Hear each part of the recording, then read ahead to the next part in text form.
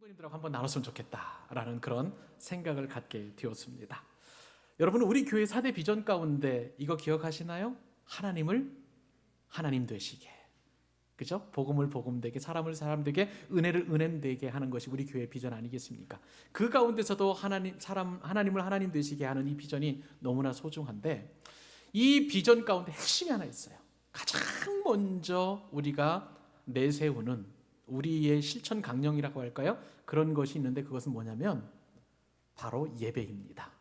예배, 감격이 있는 예배, 감동이 있는 예배, 그리고 우리가 살아나는 그 예배를 우리가 하나님 앞에 드리기를 소원하는 그런 비전이 우리 가운데 있는 것이죠. 그런데 여러분, 그날 제가 이렇게 이 본문 말씀을 묵상해 보면서 제 나름대로 저의 예배를 한번 생각해 보게 되었어요. 나의 예배는 과연 어떠한가? 그리고 제가 사랑하는 우리 광교 사랑의 교회 성도님들의 예배는 어떠한가? 그렇게 묵상하는 가운데 제 나름대로 좀 큰 충격을 받게 되었습니다. 사랑하는 여러분, 여러분의 예배는 어떻습니까?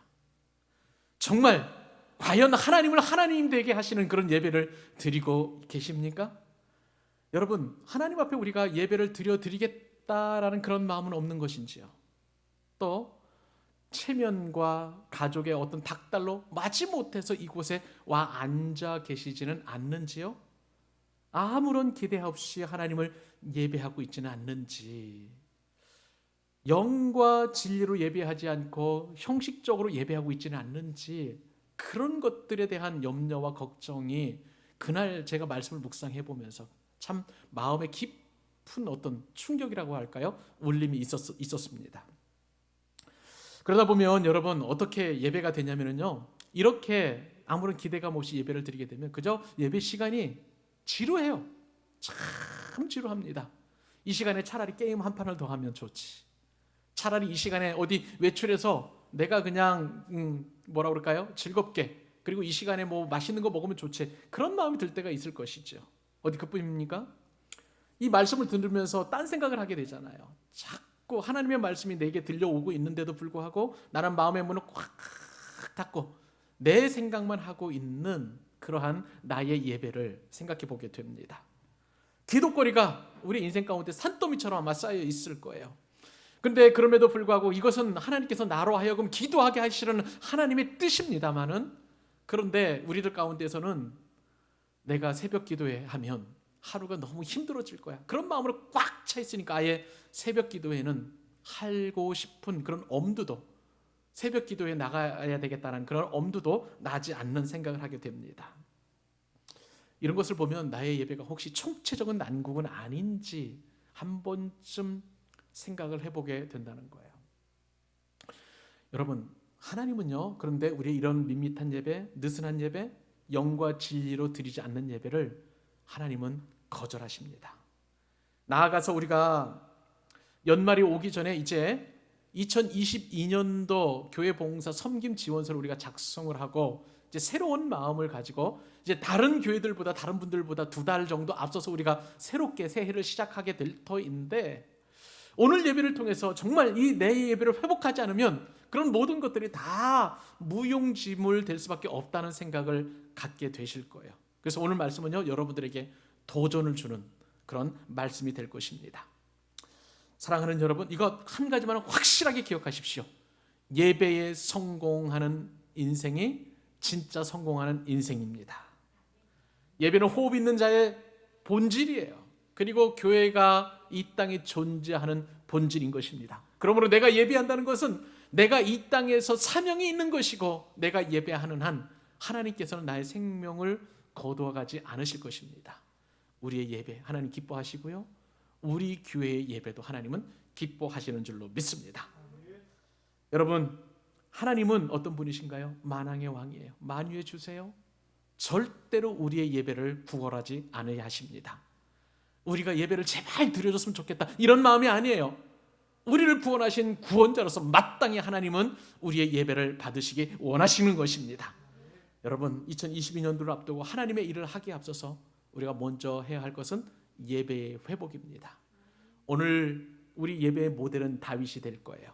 그 다윗의 예배를 저와 여러분이 함께 상고하면서 다윗의 엄청난 예배가 나의 예배가 되고 그 예배를 통해서 다윗이 받은 축복이 나에게 축복이 될 수 있기를 소망하는 여러분 되실 수 있기를 우리 주님의 이름으로 축복합니다. 그렇다면 여러분, 다윗의 예배는 어떤 예배일까요? 오늘 첫 번째 하나님께서 우리에게 주시는 교훈은요, 따라서 한번 해보실까요? 겸손한 예배. 다시 한번요, 겸손한 예배. 겸손한 예배를 하나님께서 다윗의 예배를 받으셨다는 것입니다. 여러분, 하나님을 예배한 수많은 예배자들이 성경에 많이 등장합니다. 그죠? 근데 우리는 그 수많은 인물들 가운데 특별히 오늘 다윗의 예배를 저와 여러분이 상고하는데, 다윗은 어떤 예배자였느냐? 놀랍게도 다윗은 새벽 예배자였습니다. 시편 5편 3절 말씀에 다윗이 이렇게 하나님을 찬양합니다. 여호와여, 아침에 주께서 나의 소리를 들으시리니 아침에 내가 주께 기도하고 바라리이다. 여러분, 다윗은요 새벽을 깨웠던 새벽 예배자였어요. 여러분들에게 권면하고 축복하고 충고하고 또 정말 제 마음 가운데 소원이 있다면 여러분 새벽을 깨우실 수 있기를 바랍니다.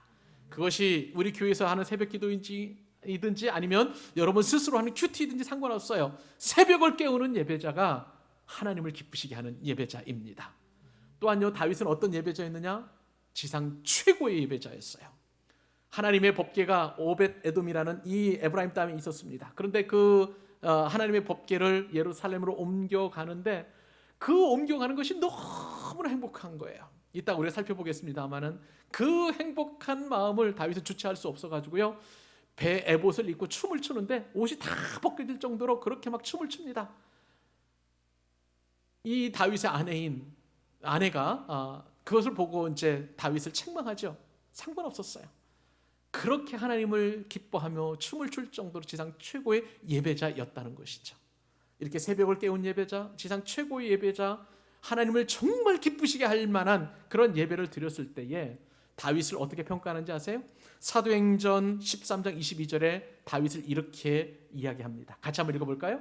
다윗을 왕으로 세우시고 증언하여 이르시되 내가 이새의 아들 다윗을 만나니, 자, 그 다음에 내 마음에 맞는 사람이라. 누구의 마음이에요? 하나님의 마음에 맞는 사람이라 내 뜻을 다 이루리다 하시더니. 여러분, 성경에서 유일하게 수많은 인물들이 있지만 하나님의 마음에 맞는 사람 누구일까요? 다윗입니다. 다윗이 그렇게 하나님의 마음에 딱 맞을 정도로 그렇게 온전한 예배자였다는 것이죠. 다윗은 원래 어떤 사람이었나요? 목동이었어요. 그리고 수많은 시를 기록한 시편 기자이기도 합니다. 그리고 전쟁터에 나가면은요 불굴의 용사였어요. 물러서지 않고 계속 여호와의 이름으로 선포하면서 전쟁에 임했을 때 승승장구했던 장군이었고요. 그리고 그가 왕으로 올랐을 때에 지혜와 총명을 가지고 백성들을 잘 다스린 그런 왕이었습니다. 네, 다윗의 인생이 이처럼 완벽했나요? 여러분 잘 아시잖아요. 왕에 올랐을 때에 나암의 아내, 우리의 아내 밧세바를 탐했어요. 그리고 범했습니다. 엄청난 간음의 죄를 짓게 되었던 사람이에요. 어디 그뿐입니까? 아들에 관한 한 자식 교육을 잘못 시킨 그런 아버지이기도 했었고요. 또 다윗을 보면 왕으로 통치하는 그 시기에 사사로운 감정에 휩쓸리고 또 자신의 어떤 세를 과시하기 위해서 불법적으로 하나님께서 용납하지 아니하시는 인구조사도 해서 이스라엘 백성들, 무고한 백성들 7만 명을 죽게 했던 그런 왕이었어요. 한마디로 말하면 다윗이나 저와 여러분이나 똑같은 평범한 사람이었다는 것이죠. 그런데 다윗이 한 가지 다른 점이 있었어요. 그것은 뭐냐면 다윗이 정상의 자리에 있거나 아니면은 가장 죄악에 떨어져 있거나 다윗에게는 한결같은 마음이 있었어요. 그 마음이 무엇인가? 하나님을 예배하는 마음이었습니다. 그 하나님을 예배하는 그 한 가지를 보고 하나님께서는 내 마음에 맞는 사람이라 나의 모든 뜻을 다윗을 통해서 이루리라 말씀하신 것이에요. 그러므로 여러분 결론은 하나입니다. 우리도 다윗과도 같이 예배해야 된다는 사실입니다. 오늘 말씀의 핵심이라고 할 수가 있습니다. 사랑하는 여러분, 다윗의 예배를 사모하는 여러분 되실 수 있기를 축복합니다. 그렇다면 다윗의 예배는 어떤 예배였는가? 구체적으로 오늘 본문에 보니까 다윗은 겸손한 예배자라고 했는데요. 우리가 읽었던 본문 말씀 시편 132편 1절로 5절 말씀 같이 한번 읽어보십시다. 그가 왜 겸손한 예배자였는지 알게 됩니다. 같이 읽습니다. 시작. 여호와여 다윗을 위하여 그의 모든 겸손을 기억하소서. 그가 여호와께 맹세하며 야곱의 전능자에게 서원하기를 내가 내 장막집에 들어가지 아니하며 내 침상에 오르지 아니하고 내 눈으로 잠들게 하지 아니하며 내 눈꺼풀로 졸게 하지 아니하기를 여호와의 초소 곧 야곱의 전능자의 성막을 발견하기까지 하리라 하였나이다. 아멘. 여러분, 원래 이 시편은요 다윗에 관한 이야기가 나오고 있지만은 원래 지은이가 누군지 아세요, 여러분? 솔로몬입니다. 누구라고요? 솔로몬. 솔로몬은 다윗과 어떤 관계인가요? 다윗의 아들이었어요. 근데 솔로몬 왕이 다윗 아버지를 이렇게 보니까 그분은 예배자였는데 그냥 예배자가 아니라 겸손한 예배자였다는 거예요. 그것을 지금 오늘 본문에서 노래하고 있는 것입니다. 여러분, 원래 이 다윗에게는요 한 가지 소원이 하나 있었어요. 여러분의 소원은 무엇입니까? 하나님을 향한 소원은 무엇을 가지고 있어요? 이 다윗에게는 한 가지 소원은 뭐냐면은 성전을 건축하는 일이었어요. 그런데 하나님께서는 다윗의 그 소원을 거절하십니다. 왜요?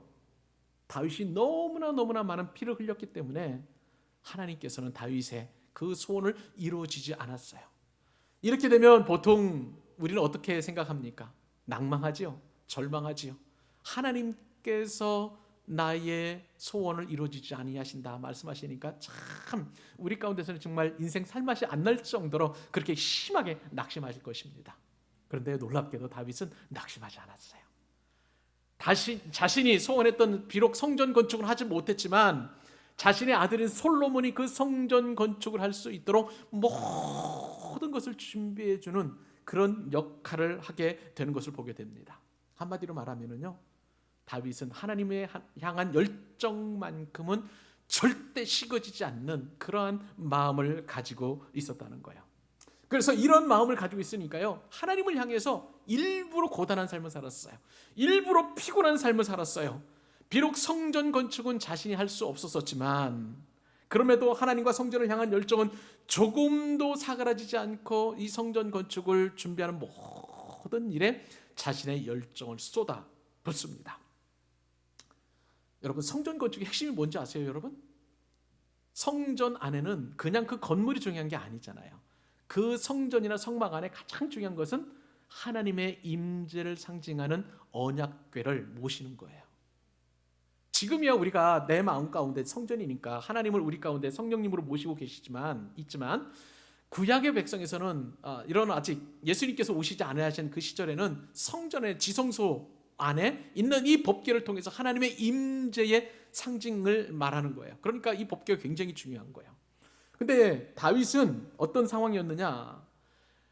왕으로 있으면서 이 하나님의 법궤를 궁궐로 옮기기까지, 예루살렘으로 옮기기까지 자신은 눕지도 않고 졸지도 않고 그리고 침상에 편안히 눕지 않겠다라고 그렇게 고단하고 핍절한 삶을 일부러 자처할 정도로 하나님을 깊게 사랑한 그러한 사람이었습니다. 2절 말씀을 보니까요, 그것을 서원하였다, 맹세했다라고 그렇게 표현하고 있습니다. 그때 당시에 보면 이스라엘의 그 법궤는요 블레셋에게 빼앗겼습니다. 블레셋과의 전투에서 블레셋이 이것을 법궤를 빼앗았는데, 그런데 이 법궤를 통해서 블레셋에 엄청난 재앙이 막 몰려와요. 그러니까 어쩔 수 없이 블레셋 사람들은 이제 이스라엘 백성들에게 이 법궤를 돌려줍니다. 법궤가 이제 여러 도시들을 거쳐가지고 드디어 이제 기랏 여아림이라는 그곳에 아비나답의 집에 안치가 되게 되었어요. 근데 이것이 무려 20년 동안 있다 보니까 누구도 법궤에 대해 관심을 갖지 않는, 하나님에 대하여 찾고 있지 않는 그런 정서가 만들어졌던 거예요. 이런 와중에서 다윗은 어떤 역할을 했느냐? 다윗은 어떻게든지 간에 그 법궤를 예루살렘으로 옮겼으면 좋겠다는 그 마음으로 간절했던 거예요. 그러니까 잠도 자지 않고 졸지도 않고 그 법궤가 그 예루살렘에 안치되기까지 나는 평안히 눕지 않겠다라고 그렇게 고단한 삶을 자처했던 거예요. 그러니까 늘 다윗의 마음속에는요, 하나님을 향하여 집중하고 하나님께 관심을 가지고 하나님께 대하여 열정을 쏟아부었던 것을 보게 됩니다. 그래서 다윗은 언젠가는 이 법궤를 이제 이 예루살렘에 안치할 것을 생각을 해서 이제 성전 터까지 마련합니다. 아라우나의 타작마당을 금 600세겔을 주고 사서 성전 터를 이렇게 만들기도 해요. 그만큼 하나님에 대하여 열심을 가지고 열정을 가지고 그렇게 준비하고 있었던 것입니다. 여러분, 이러한 다윗의 예배를 통해서 저와 여러분의 예배를 한번 점검해 보실 수 있기를 바랍니다. 어쩌면 우리는요, 다윗과 정반대가 아닌지 살펴보아야 될 것입니다. 우리가 다윗처럼 하나님을 위해서 고단하고 피곤한 삶을 사는 게 아니라 내가 피곤하니까 하나님 나를 좀 양해해 주십시오, 그렇게 하나님 앞에 요청하고 있지는 않은지 여러분 한번 돌이켜 보실 수 있기를 바랍니다. 특히 코로나19 시대를 살아가면서요, 우리의 예배가 얼마만큼 망가졌는지, 내 편의를 위해서 예배를 얼마만큼 그렇게 오용하고 있는지 여러분 돌아보실 수 있기를 바라요. 참 편하게 예배할 수 있는 그 예배의 어떤 영상이라든지 그런 면에서 내가 마음이 예전과도 같지 않은 그런 모습은 없는지 한번 살펴봤으면 좋겠어요. 예전에는요, 주일 예배의 은혜 받기 위해서는 토요일을 일찍 잡니다. 그리고 토요일마다 여러분들에게 보내드리는 그런 어떤 주보라든지 아니면 또 설교 이 실러버스를 보여드리잖아요. 그래서 읽어보시기도 하시고 그러셨다가 이제 집에서 예배 드린다 생각을 하면 어느덧 우리의 마음이 흐트러지잖아요. 그러니까 정말 주일날 새벽 2시까지 영화 보고 또 그다음에 핸드폰 하고 또 이것저것 하다가 게임도 하고 또 밤 늦게 야식도 먹고 하다 보니까 주일날 일어나는 게 너무너무 피곤한 거예요. 그러니까 우리가 온전하게 하나님을 예배하는 것들이 어느덧 요원해지지는 않았는지 한번 우리가 살펴봐야 된다는 거예요. 다윗처럼 하나님을 위하여 피곤하고 고단한 삶을 사는 게 아니라 내가 피곤하니까 하나님께서 양해를 해달라고 하는 그런 모습은 아닌지 여러분 살펴보셔야만 하는 것입니다. 사랑하는 여러분, 겸손한 예배는 어떤 예배입니까? 늘 하나님을 의식하는 예배예요. 겸손한 예배는 어떤 예배입니까? 하나님 앞에 나의 모든 것을 쏟아부을 수 있을 정도로까지 그렇게 하나님을 향한 피곤과 고단한 삶을 사는 것이 다윗과도 같은 겸손한 예배인 줄 믿으시기 바랍니다. 여러분, 우리는 다윗처럼 실제 예배뿐만 아니라 삶에서 하나님을 늘 의식하는 최우선순위에 여러분들의 관심을 두실 수 있기를 바랍니다. 그것이 바로 겸손한 예배예요. 하나님을 기쁘시게 하는 예배예요. 하나님의 마음에 합한 그런 예배인 줄로 믿습니다. 여러분, 우리가 하나님의 마음에 맞기만 하면, 우리가 늘 하나님만 의식하기만 하면 우리 인생의 모든 문제는 그 문제보다 더 크신 하나님께서 이미 책임져 주시는 줄로 믿으시기 바랍니다. 그렇기 때문에 우리가 하나님에 집중할수록 문제가 보이지 않아요. 우리 연약함이 보이지 않아요. 하나님께서 크시기 때문에 그래요. 그 하나님을 만날 수 있는 지름길이 다윗과도 같이 겸손한 예배자가 되는 거예요.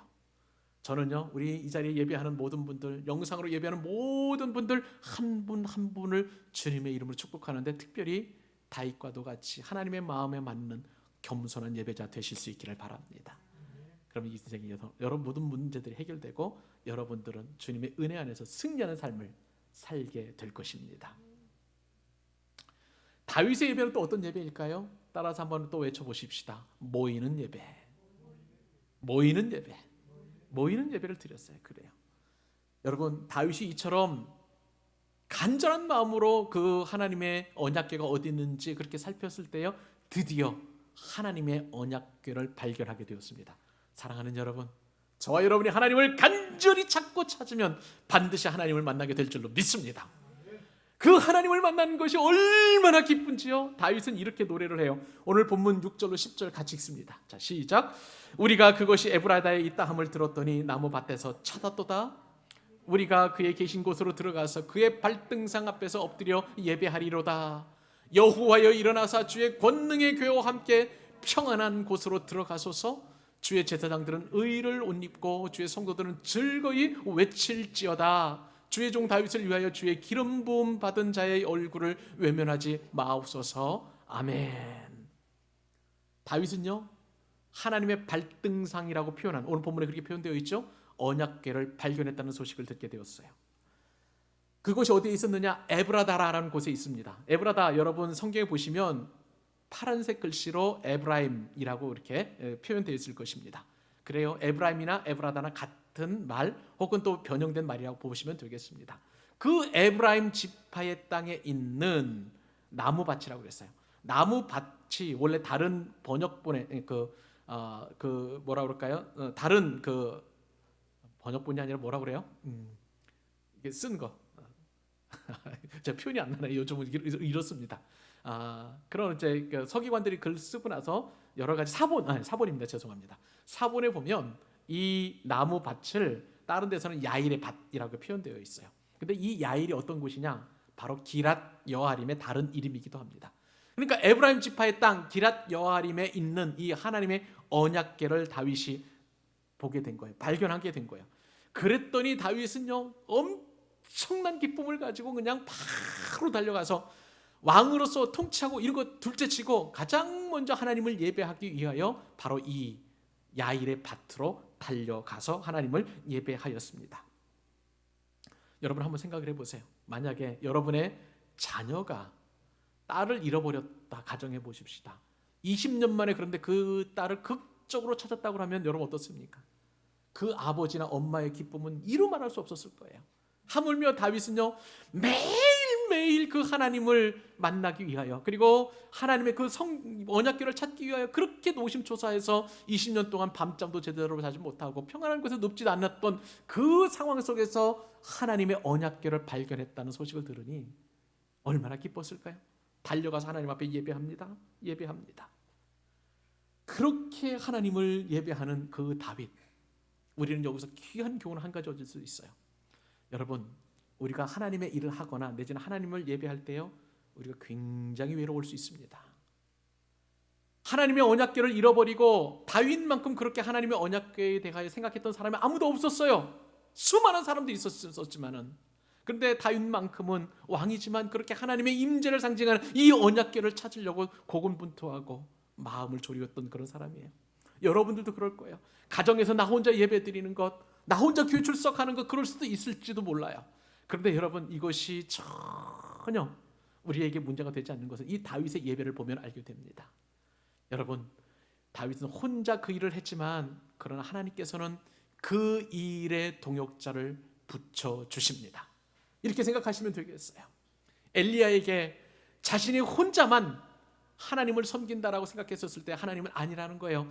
바알에게 무릎 꿇지 않는 7,000명의 사람들을 이미 두었다고 주님께서 말씀하여 주셨습니다. 나는 나 혼자 하나님을 예배하는 것 같지만, 우리 집에서 나 혼자 교회 다니는 것 같지만 아니에요. 여러분, 하나님께서는 여러분에게 믿음의 동역자를 준비해 주신 줄 믿으시기 바랍니다. 교회에서 어떤 일을 하게 될 때 나 혼자 하는 그런 일이 있을 수 있어요. 외로워요. 고독해요. 나 아니면 안 되는 것 같은 그런 마음이 있을 수 있어요. 그러나 여러분, 걱정하지 마시고 근심하지 마시기 바랍니다. 왜냐하면 그 일에 함께할 사람들을 하나님께서는 이미 준비해 두신 줄로 믿습니다. 이것이 바로 우리가 하나님을 믿고 예배할 수 있는 비결인 거예요. 외롭다고 고독하다고 여러분 느끼지 마시고, 나보다 훨씬 크신 하나님께서 어떠한 은혜를 주실지 예배하신 것을 기대하시는 여러분 되실 수 있기를 바랍니다. 그리고 오늘 말씀을 통해서요, 이 6절로 10절 말씀을 통해서 우리가 한 가지 집중해서 보아야 될 단어가 하나 있어요. 그것은 뭐냐면요, 우리라는 단어입니다. 우리. 솔로몬은 이 시를 지으면서 1절로 5절 사이에는 마치 자신이 다윗이 된 것처럼 그렇게 나라고 표현을 합니다만, 그러나 6절로 10절까지 이 하나님의 법궤를 발견하는 것을 계기로 하여 우리라는 단어로 이렇게 표현해서 계속 노래하고 있는 것을 보게 되는 것이에요. 여기서 우리는 누구일까요? 하나님의 법궤를 발견하고 하나님 앞에 예배하는 다윗을 따라갔던 사람들이에요. 하나님께서 제사장들에게 거룩한 옷을 입혀주셔서 다윗과 같이 하나님을 예배할 수 있는 특권을 주신 거예요. 그리고 그 뒤에 보니까 주의 백성들이 기쁘게 외칠지어다, 하나님을 찬송했다는 거예요. 모든 백성들이 그렇게 하나님께 영광을 올려드리는 찬양의 노래를 올려드렸다는 거예요. 내가 예배하면 하나님께서는 함께 모일 수 있도록 은혜를 주십니다. 동역자를 붙여주시고 예배자들을 붙여주시고 함께 마음을 나눌 분들을 하나님께서는 반드시 붙여주시는 줄 여러분 믿으시기 바랍니다. 사랑하는 여러분, 하나님을 향한 다윗의 마음은요, 이처럼 전염이 되었습니다. 거룩한 전염이라고 할 수가 있겠어요. 하나님을 향한 그 강렬한 열망이 오늘 이 시편을 기록했던 솔로몬에게도 증거됐을 뿐만 아니라 말씀을 드린 대로 제사장들과 백성들을 거룩하게 전념시켜서 우리가 예배자가 되도록 그렇게 만들었다는 거예요. 그러므로 사랑하는 여러분, 우리가 나 혼자 하나님을 예배한다고 해도 그 혼자 속에 임재하시는, 우리 가운데 임재하시는 하나님을 우리 모두가 다 경험하게 되시는 거예요. 주님께서 약속해 주셨죠? 두세 사람이라도 내 이름으로 모이는 곳에는 내가 그들 중에 함께 있느니라. 임마누엘의 복을 약속해 주셨습니다. 우리 모일 때 하나님이 임하십니다. 우리 모일 때 하나님은 역사하십니다. 우리가 예배할 때 하나님께서는 그 예배를 받으시고 저와 여러분들에게 은혜 위에 은혜를, 복의 복을 주시는 줄 믿으시기 바랍니다. 과거에는 구약시대에 하나님께서 성막으로 오셨어요. 성전으로 오셨어요. 그리고 예수님을 통해서 인간의 몸으로 이 땅에 오셔서 우리와 함께 하셨습니다. 그리고 예수님께서 십자가에서 죽으시고 부활하실 이후에는 성령으로 우리와 함께 하시고 이제는 말씀으로 저와 여러분과 함께 하시는데 언제인가요? 우리가 모일 때 하나님께서 함께 하십니다. 광고 드린 대로 이제 11월 달부터 위드 코로나 시대를 맞아서 우리 교회도 이제 전면적인 대면 예배를 드리고자 합니다. 그동안 정말 교회 나오고 싶어도 못 나왔던 갈급한 심령을 가지고 계신 우리 교우님들 계시잖아요. 제가 그분들을 개인 신방하거나 내지는 전화 통화하면 그 마음을 저에게 구구절절히 말씀해 주셨어요. 사랑하는 여러분, 지금 온라인으로 예배드리고 계신 여러분들도 이제는 결정하시고 결단하실 수 있기를 바랍니다. 하나님께서 이제 위드 코로나 시대에 일상을 조금씩 열어가실 수 있도록 은혜 주실 때 가장 먼저 우리가 회복해야 될 것은 함께 모이는 거예요. 모이는 사람들의 모이기를 피한 어떤 사람들의 습관과 같이 하지 말고 함께 모일 때 하나님께서는 우리 교회에 복을 주실 줄로 믿습니다.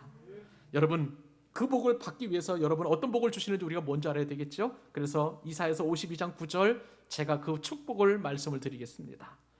너 예루살렘의 황폐한 곳들아 기쁜 소리를 내어 노래할지어다. 이는 여호와께서 그의 백성을 위로하셨고 예루살렘을 구속하셨습니다. 사랑하는 여러분, 우리가 예배할 때 하나님께서 우리를 위로하십니다.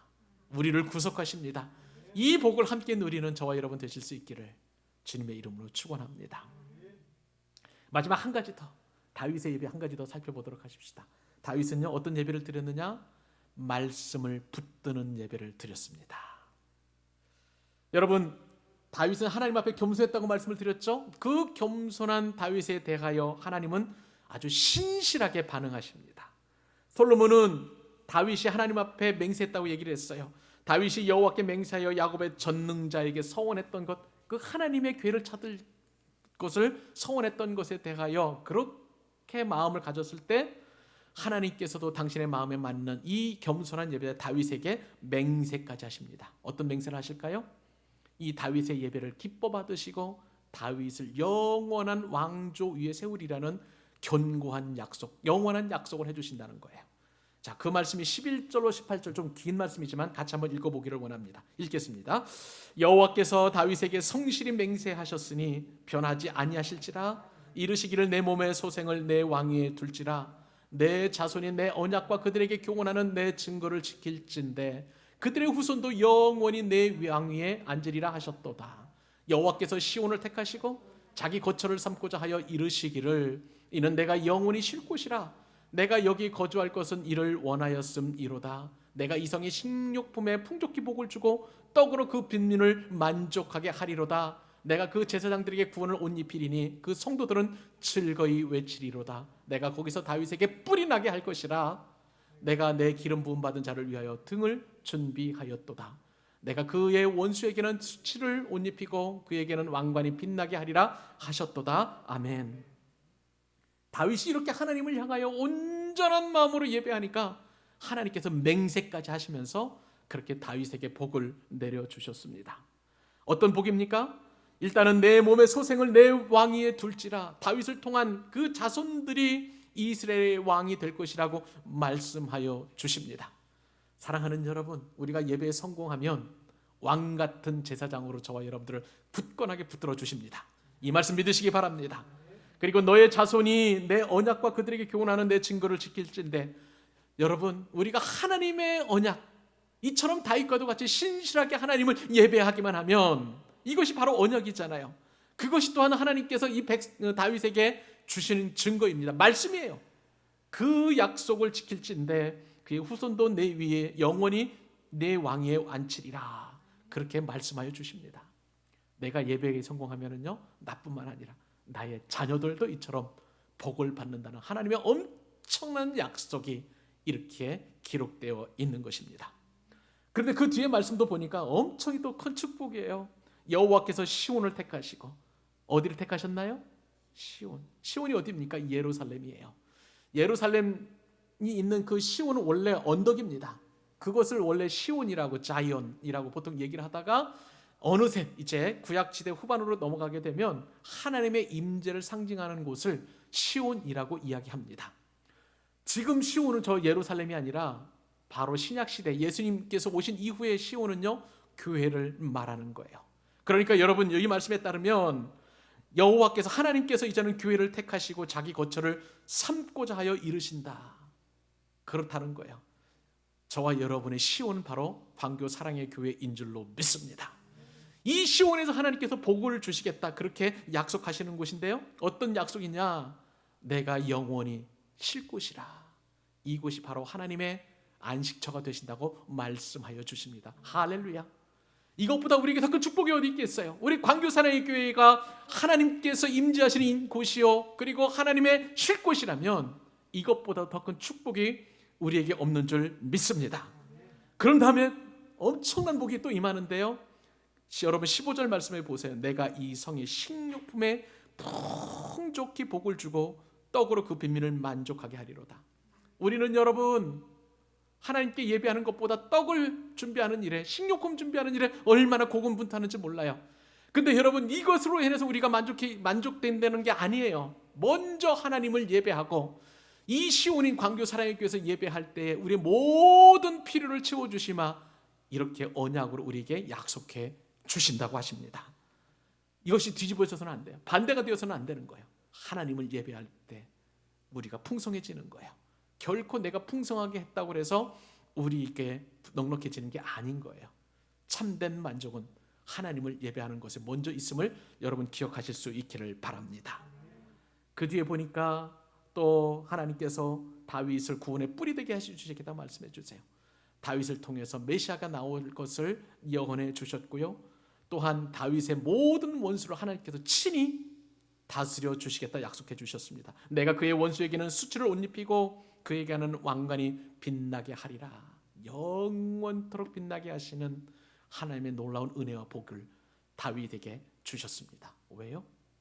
하나님을 예배할 때에 겸손한 예배, 그리고 모이는 예배, 그리고 무엇보다도 하나님의 시온인 교회에서 예배할 때 이 모든 복을 주신다고 약속해 주셨습니다. 그 약속이 바로 하나님의 말씀인 줄로 믿습니다. 그러면 우리는 하나님을 예배할 때 내 감정을 의지해서 예배해서는 안 되는 거예요. 말씀을 붙잡고 나아가야 될 줄로 믿습니다. 우리가 이렇게 하나님의 마음에 맞는 그런 예배자가 된다면 하나님께서 우리와 함께 하시고 임재하시고 우리 모든 필요를 채워주시고 내 원수로부터 구원해 주시고, 그리고 내가 영원히 그렇게 살 수 있도록 은혜를 주신다 하시니, 이런 예배야말로 우리가 진정으로 드려야 될 다윗의 예배인 줄로 믿습니다. 그 다윗의 예배가 저와 여러분의 예배가 되어야 되는 거예요. 말씀을 맺기를 원합니다. 설교를 마무리하면서 여러분들에게 모이기를 패하는 어떤 사람들의 습관과 같이 하지 말고 여러분 예배 시간을 늘리라고 권면을 부탁을 드립니다. 그리스도인에게 예배는 어떤 시간인가요? 힘을 충전받는 시간인 줄로 믿습니다. 예배를 줄이면 우리 힘도 줄어들어요. 그러나 예배를 늘리게 되면 우리가 점점 좋아지는 힘을 얻게 되고 또한 승리할 수 있는 비결도 얻게 되는 거예요. 그러므로 여러분 예배를 늘리시기 바랍니다. 시온인 이곳에서 교회에서 예배, 그리고 여러분의 지성소인 여러분의 가정에서의 예배, 그리고 여러분의 직장과 학교와 그리고 여러분의 사업장에서 가장 먼저 하나님을 예배하고 하루 일과를 시작해 보십시오. 하나님께서 이 약속된 말씀을 반드시 여러분들에게, 저와 여러분들에게 주실 줄로 믿습니다. 다윗이 받은 축복을 더 나누고 싶어서 마지막 우리가 설교를 마무리하면서 시편 103편 1절로 5절의 축복을 함께 읽으면서 그 축복을 내 것으로 삼고자 하는 그 마음으로 읽어주실 수 있기를 바랍니다. 같이 한번 읽어보십시다. 큰 소리로 여러분 읽어주시기 바랍니다. 시작. 내 영혼아 여호와를 송축하라. 내 속에 있는 것들아 다 그의 거룩한 이름을 송축하라. 내 영혼아 여호와를 송축하며 그의 모든 은택을 잊지 말지어다. 그가 네 모든 죄악을 사하시며 네 모든 병을 고치시며 내 생명을 파멸해서 구속하시고 인자와 긍휼로 관을 씌우시며 좋은 것으로 내 소원을 만족하게 하사 너의 청춘을 독수리같이 새롭게 하시는도다. 아멘. 여러분의 가슴에 손을 대십시오. 기도하겠습니다.